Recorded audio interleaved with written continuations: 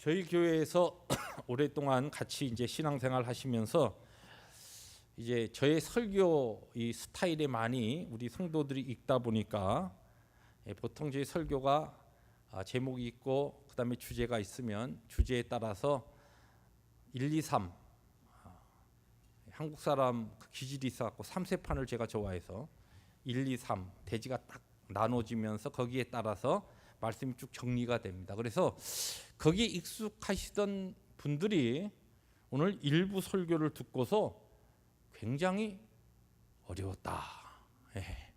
그렇게 이야기하시는 분이 있어서 오늘 말씀은 아예 시작하기 전에 여러분에게 그렇게 말씀을 드립니다. 오늘은 이야기를 하나 오늘 우리가 본문을 통하여서 읽은 이 한 인물의 이야기를 쭉 본문을 중심으로 읽어나가면서 그 말씀 가운데 하나님께서 특별히 주시는 중요한 그 문장들을 우리들이 파고 그것을 주의하면서 그것을 우리들이 깊이 생각하면서 그 가운데 오늘 우리의 삶의 현장에 동일하게 우리들이 겪고 있는 문제에 하나님께서 찾아오시는 것과 같은 교훈과 하나님의 깨달음을 나누려고 합니다. 그러니까 어떻게 보면은 오늘도 제 설교가 크게 달라지겠습니까? 역시 하나 둘 셋입니다만은 하나 둘 셋이 그 전에 하나 둘 셋하고 조금 다릅니다.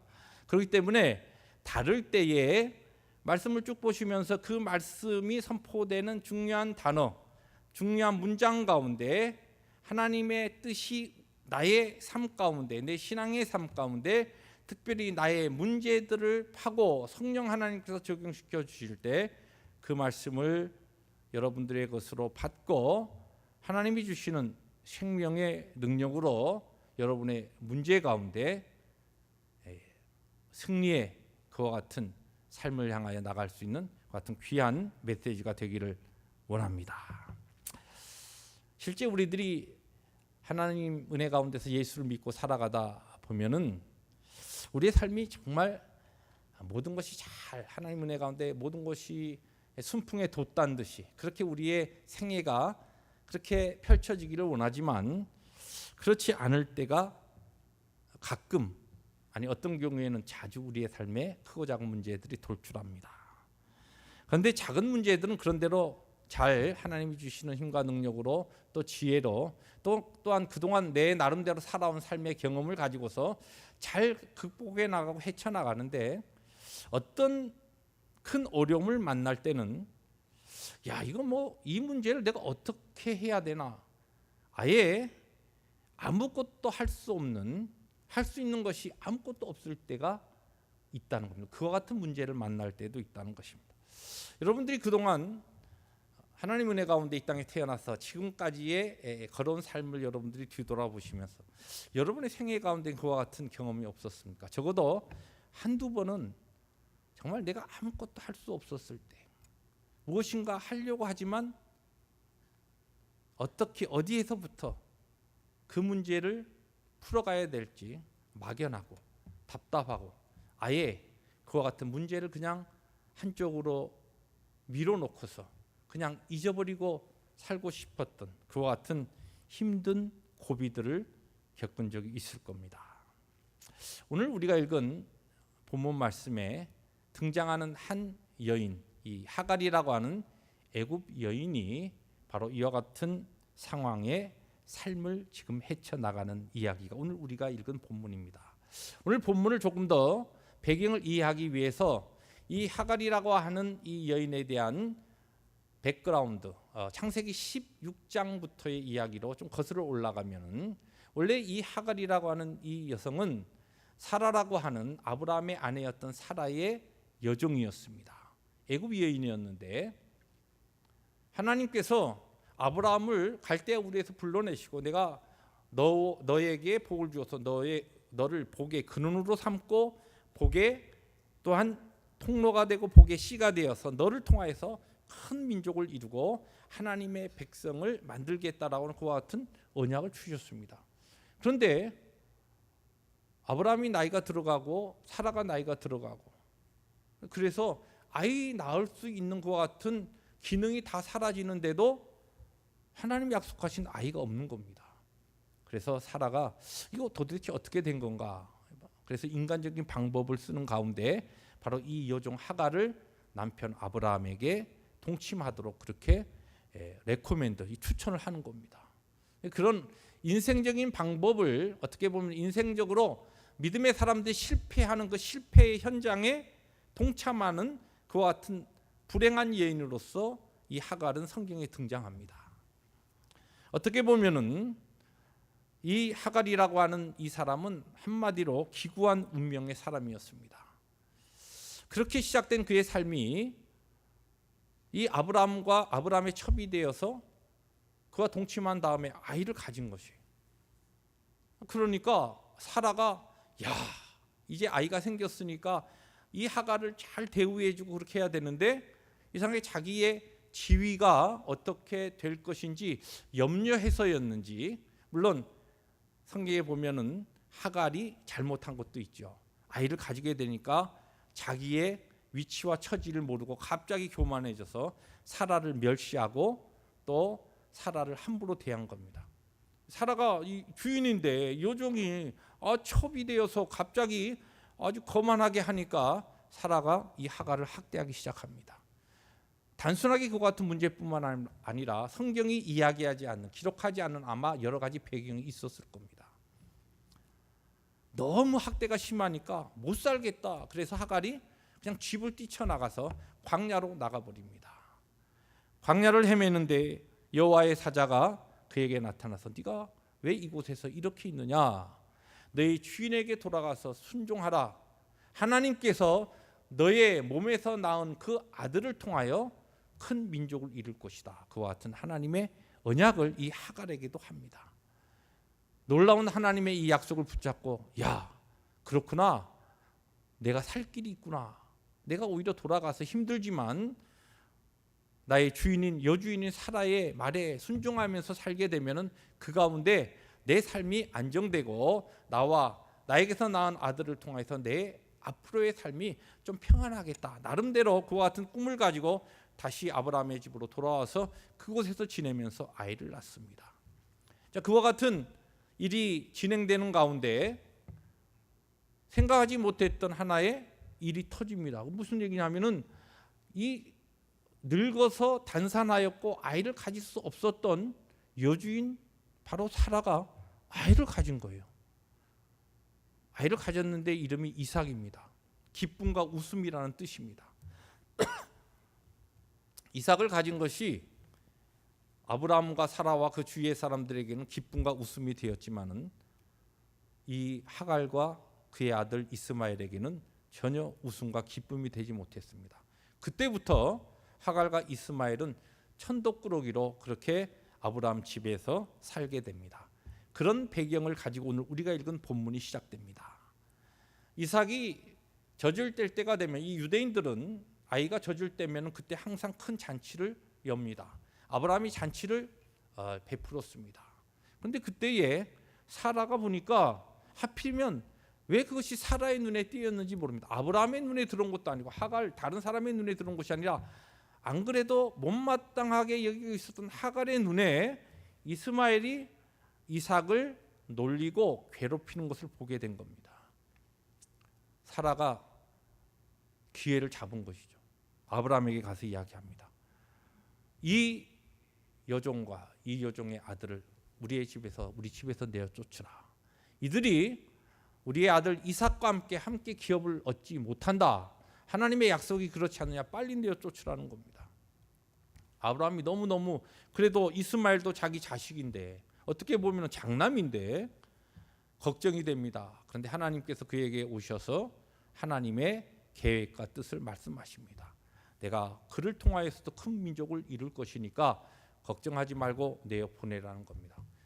아브라함이 어떻게 보면은 무책임하게 하갈과 그 이스마엘을 보내는 것 같지만 하나님의 약속의 말씀을 의지해서 근심하고 염려했지만은 그들에게 떡을 먹을 양식과 물을 지어주고서 그리고서 내보냅니다.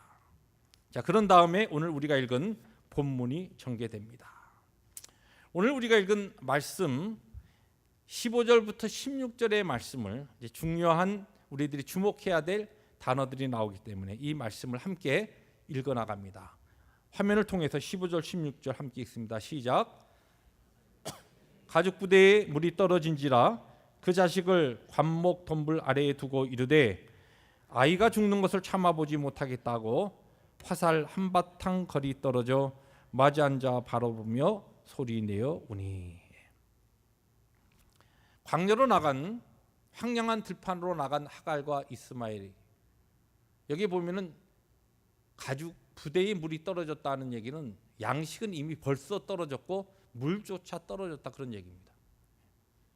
그런 상황 속에서 이제 그 떼약볕이 그냥 쨍쨍 비치는 그 황량한 광야에서 물도 없고 먹을 것은 벌써 떨어졌고, 야, 이제는 죽겠구나.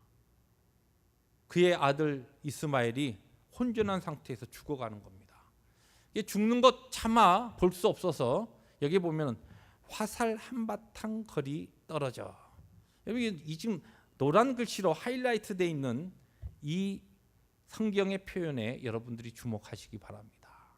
거기에 떨어져 앉아서 하갈이 맞아 앉아 바라보며 소리내어 울었다 그럽니다.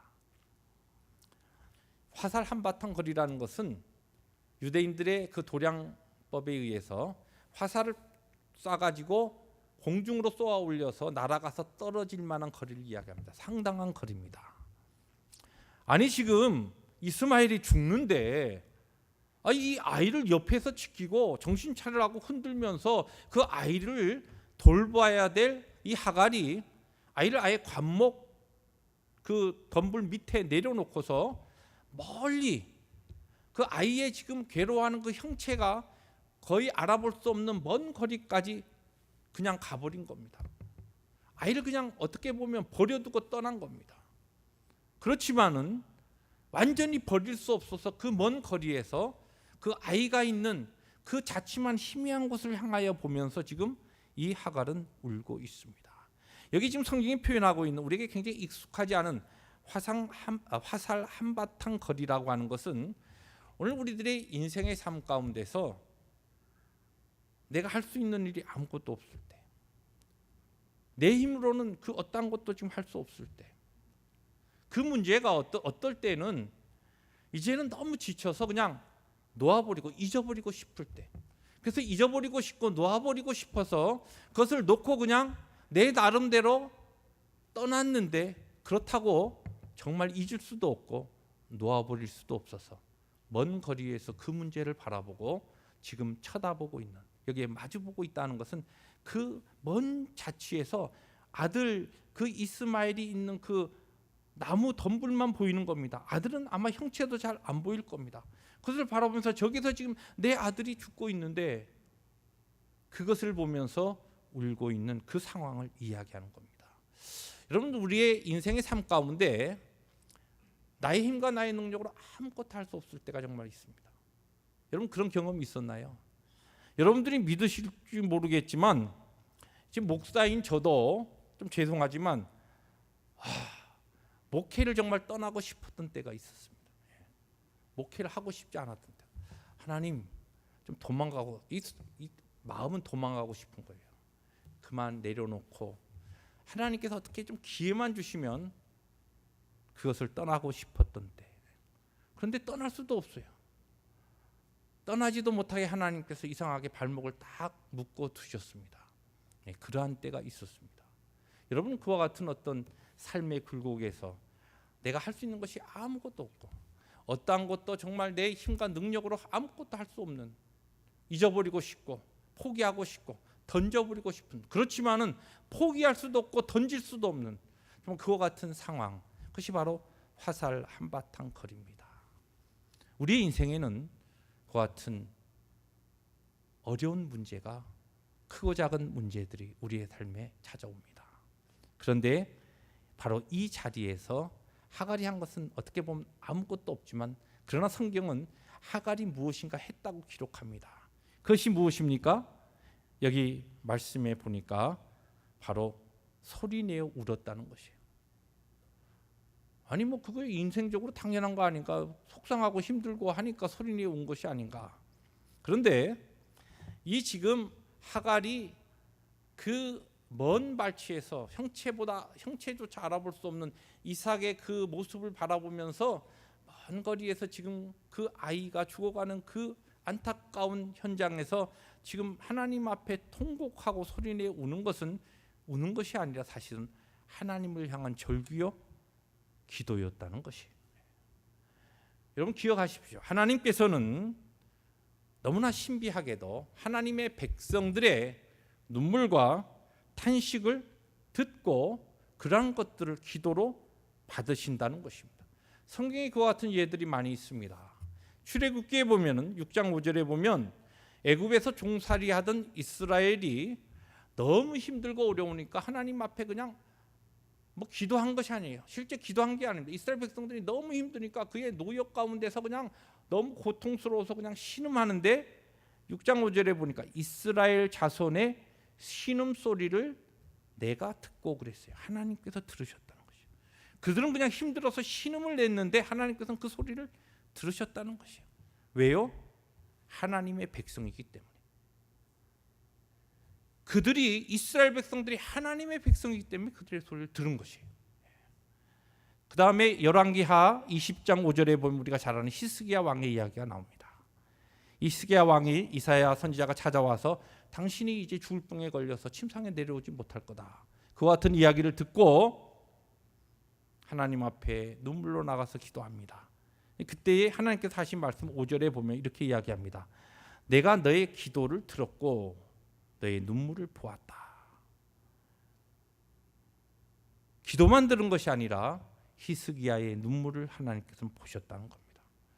지금 주저앉아서 소리내 울고 통곡하고 있는 하갈의 모습은 겉보기에는 그저 무력한 듯이 보이지만 사실 실상은 그의 이 모습은 하나님 전에 제가 여주인 사라의 그 학대에 못 이겨서 내가 광야로 나와가지고 그렇게 내가 고통당할 때 하나님께서 여사제를 통하여 나에게 약속한 것이 있지 않습니까? 네가 돌아가서 여주인에게 순종하라. 그러면 너의 아들을 통하여 내가 큰 민족을 이룰 것이다. 하나님 그 말씀 내가 받고 내 연약하지만 그 믿음 가지고 살아왔는데 아니 어쩌자고 우리의 처지를 이렇게 만드시고 광야에 이렇게 내 아들하고 쫓겨나서 이제는 하나님 약속하신 언약과는 전혀 관계없이 아들이 죽어가고 있습니다. 이제 저도 곧 아마 이러다가 죽겠죠. 하나님 이게 뭡니까? 이와 같은 아마 하소연을 하나님 앞에 눈물과 통곡으로 올려드리는 기도의 시간이었다는 것이에요. 근데 하나님께서는 그 기도를 들으셨다는 겁니다. 그 통곡과 울음을 받으셨습니다. 때에 따라 우리가 아무것도 할 수 없을 때, 그래서 하나님 앞에 통곡할 수밖에 없을 때에 하나님께서는 그것조차 기도로 받아주시기에 그렇기 때문에 정말 여러분들에게 어떠한 경우에는 정말 큰 문제가 있습니까? 여러분의 삶 가운데 아무리 발버둥 쳐도 할 수 없는 문제가 있습니까? 그런 때에 나오십시오. 주님 앞에 나오십시오. 하나님을 만나는 골방으로 들어가십시오. 그리고 예배당으로 오셔서 하나님 앞에 기도하시지 않아도 좋습니다. 여러분의 모습을 그대로 열어놓고 그냥 우시기만 해도 하나님께서는 하나님의 딸, 하나님의 아들, 하나님의 자녀, 그의 백성들의 그 모습을 받으신다는 약속입니다. 여기에 우리의 소망이 있고 여기에 우리의 하나님의 언약이 있는 것입니다. 실제 제가 한 벌써 10년 이상 됐죠. 그때 목회하다가 너무 힘들어가지고 이제 도망가고 싶고 도망갈 수도 없는 게 한 꽉 발목을 묶어 놓으셔가지고 그때 제가 할 수 있는 것이라고 아무것도 없었어요. 뭐 목사가 기도를 해야 되는데 기도도 안 나오는 거예요. 너무 힘드니까. 근데 그때 하나님 앞에 그저 주여 모르겠습니다. 하나님 도망갈 수도 없고 안 할 수도 없고 할 수도 없고 어떻게 해야 됩니까? 하려고 뭔가 하는데 하려고 하면은 뭔가 풀어보려고 하면 이런 돋보이고 이거 어떻게 해야 됩니까? 그럴 때는 기도할 때 눈물밖에 안 나오더라고요. 근데 하나님께서는 그 눈물을 받으시더라고요. 그리고 놀랍게 그 은혜를 하나님의 은혜를 베푸셔서 그 문제 가운데 하나님이 간섭하시더라는 겁니다. 여기에 하나님의 놀라운 약속과 은혜가 있습니다. 왜요? 그분이 우리의 하나님이기 때문에 그렇습니다. 두 번째로 오늘 이 말씀을 읽어 나가면 이어지는 장면은 더 은혜스러운 장면이 전개되는데 그중에 19절 말씀, 우리 19절 말씀 화면을 통해서 함께 읽습니다. 시작. 하나님이 하갈의 눈을 밝히셨으므로 샘물을 보고 가서 가죽 부대에 물을 채우다가 그 아이에게 마시게 하였더라. 이게 노란 글씨로 되어 있는 이 단어를 주목하시고 성경을 가지신 분은 거기에 언더라인을 해놓으세요. 하나님이 하갈의 눈을 밝히셨으므로. 여러분, 하갈이 찾은 게 아니에요. 하갈이 아들 살리려고 막 헤매면서 어디에 물이 있는가 하고 하다가 여기 뭐 축축한 뭐가 있네? 막 파보니까 물이 푹 솟아나왔다. 그게 아닙니다. 하나님이 하갈의 눈을 밝히셨으므로 샘물을 보고 그랬어요. 이 표현은 뭐냐면 샘물이 있었던 것이에요. 하갈의 눈에는 안 보였습니다. 아들이 죽어가는데도 안 보이는 거예요. 그 물을 빨리 떠다가 먹여야 되는데 안 보이는 겁니다. 근데 하나님 앞에 눈물로 하나님 앞에 하소연하고 기도하던 그 기도를 들으시고, 그리고 그 상황 가운데 그 이스마엘 아이의 그 상황을 하나님께서 보시고 들으시고 그리고서 찾아오십니다. 그런 다음에 하나님께서 그 하갈에게 말씀하십니다. 그런 다음에 눈을 열어주십니다. 여러분, 하나님이 주어입니다. 하갈이 주어가 아니에요. 우리의 삶의 주어는 누구냐? 하나님이십니다. 내가 아니에요. 우리가 자주 이것을 혼돈하고 살기 때문에 우리의 신앙의 삶이 엉망이 되는 것이에요. 우리의 신앙의 삶에 하나님의 능력이 나타나지 않는 겁니다. 하나님이 주어가 되셔야 되는데 내가 자꾸만 주어가 되어서 주인이 되어서 살려고 하기 때문에 보일 것이 안 보이고 하나님이 이미 준비하신 것이 우리의 눈에 들어오지 않게 되는 것입니다. 하나님께서 주인이 되셔서 하갈의 눈을 밝히시니까 샘물이 눈에 들어왔습니다. 가죽 부대에 물을 채우다가 그 아이에 마시게 하여서 아이가 소생하고 살아납니다. 여러분들이 지금 겪고 있는 그 크고 작은 문제에 하나님이 해답이시고 하나님이 개입하시면 하나님이 이미 준비하신 풍성한 샘물이 여러분의 눈에 들어오게 됩니다. 이미 다 있습니다. 문제는 내가 아직 내 삶의 주인이 되어서 내 힘과 내 능력과 내 잔꾀를 가지고서 그렇게 어떤 문제를 풀어가려고 하기 때문에 그 문제는 더 엉키기도 하고 이미 하나님께서 나의 삶에 준비하신 예비하신 복된 샘물을 발견하지 못하고 있을 수 있다는 것입니다.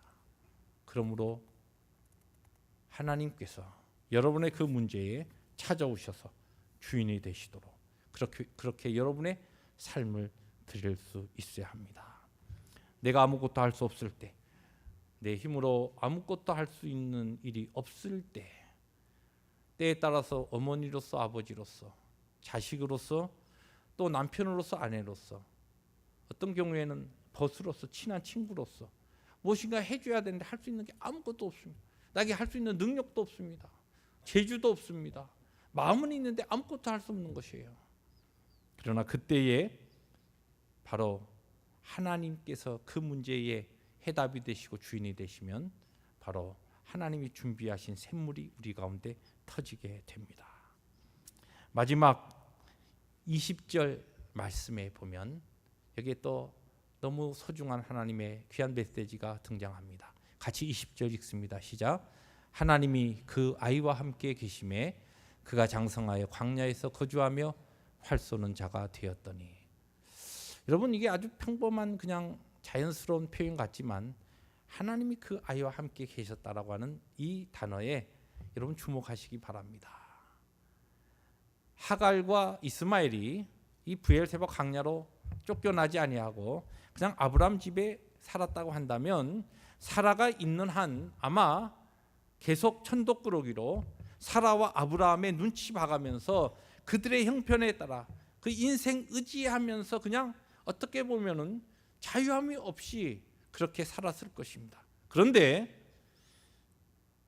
이미 그들의 어깨에 맨 양식과 또 그 물이 다 떨어지고 그것이 있는 동안에는 그나마 살 것이라고 생각됐는데 그것이 다 없어졌을 그때에, 그리고 그 황량한 광야가, 그래서 하갈은 그와 같은 상황 속에서 이것이 이제 나와 내 아들의 삶의 끝이라고 생각한 그 자리에, 사실은 그 자리가 하나님과 새롭게 시작하는, 큰 민족이 새롭게 시작되는, 그리고 이스마엘, 이 성경이 뭐라고 이야기합니까? 이스마엘이 아이가 자라는 동안에 하나님께서 그와 줄곧 함께 하셨다는 겁니다. 그 같은 하나님의 놀라운 복이 시작되는 바로 그 지점이 바로 이 브엘세바 광야가 되었다는 것입니다. 사람에게 기대어서 사는 인생이 아니라 하나님의 은총과 은혜를 의지하고 살아가는 인생으로 이스마엘과 하갈의 삶이 바뀐 곳이 어디입니까? 바로 이 브엘세바 광야입니다. 죽음과 좌절과 절망이 있는 곳으로 생각했던 그곳에 하나님이 주인이 되셔서 찾아오셔서 그가 택하신, 그가 약속하신 언약 가운데 하나님의 함께하심이 나타날 때 바로 그 광야가 그들에게 있어서는 새로운 놀라운 축복의 장소가 되었습니다. 오늘 여러분들의 삶 가운데 여러분들이 지금 생각하고 있는 정말적인 그 문제들, 그 상황들, 그러나 그 가운데서 오히려 하나님을 체험하고 하나님이 주인이 되실 때 이 절망적인 이 부분이 나의 약함을 깨닫고 하나님의 강하심과 하나님의 능력과 하나님의 사랑을 체험할 수 있는 기회라고 하는 그와 같은 믿음으로 주님 앞에 나아갈 때, 주님을 의지할 때 그 장소가 바로 새로운 하나님의 축복의, 하나님이 나에게 찾아오시는 은혜의 새로운 출발 장소가 될 수 있다는 것입니다. 말씀을 정리합니다. 세상에 내 나름대로 생각하고 있던 모든 보호막들이 하나님께서 다 제거하실 때가 있습니다. 내 나름대로 기대고 내 나름대로 자랑스러워했던 것을 하나님께서 물리치실 때가 있습니다. 그리고 우리를 빈들에서 방황하는 것과 같은 처량한 모습으로 쫓아버리실 때가 있습니다. 그때 우리는 이제는 내가 그나마 가지고 있는 이 양식과 물이 떨어지면 나는 죽는다라고 하는 것과 같은 절박한 마음으로 그렇게 생각할 때가 있습니다. 그렇지 않습니다. 믿음의 눈을 뜨고 그 가운데 찾아오시는 하나님을 바라보시고 나를 구원하신 예수 그리스도의 보혈의 피공로로 나를 구속하신 하나님의 그 은혜의 약속을 내가 다시 한번 붙잡으면 그 장소가 새로운 하나님의 복과 은혜의 장소가 됩니다. 그 가운데 하나님이 나에게 허락하신, 나와 내 가정과 나의 삶에 허락하신 새로운 생명의 길이 열립니다. 이전에 체험하지 못했던 깊은 하나님의 동행하심을 경험할 수 있는 곳이 됩니다. 내가 약할 때 강함이 되시는 하나님의 능력을 경험하는 그 놀라운 브엘세바 광야가 하갈에게 주어졌듯이 바로 우리에게도 그와 같은 은혜가 주어진다는 사실입니다. 사랑하는 성도 여러분, 오늘 여러분들이 이 광야 같은 이민의 삶을 걸어가실 때 크고 작은 여러분들이 씨름하는 많은 문제가 있을 줄 믿습니다. 그러나 그 가운데서도 어떠한 경우였든지 때에 따라 기도하기도 어렵고 하나님 앞에 예배하기도 어려운 그와 같은 상황이 여러분의 삶 가운데 펼쳐질지라도 여러분을 예수 그리스도의 보혈로 구속하시고 여러분의 그 걸음을 하나님의 영광스러운 나라까지 인도하시는 하나님의 그 계획과 약속은 절대 변함이 없습니다. 오늘도 그 가운데 하나님의 약속은 신실하게 이루어지고 있습니다. 그러므로 하나님께 여러분의 모습을 있는 그대로 드리십시오. 하나님 앞에 아뢰십시오. 하나님을 향하여 여러분의 믿음을 선포하십시오. 그때 하나님이 주인이 되셔서 우리의 눈을 열어주시고 그 전에 깨닫지도 못하고 보지도 못했던 샘물을 발견하게 하시고 그 가운데 하나님의 동행하시는 놀라운 은혜와 복을 우리 가운데 허락하시리라 믿습니다. 그런 은혜가 말씀을 증거한 저와 우리 모든 펠로십 재단의 성도들의 삶 가운데 능력으로 임하시기를 주의 이름으로 축복합니다.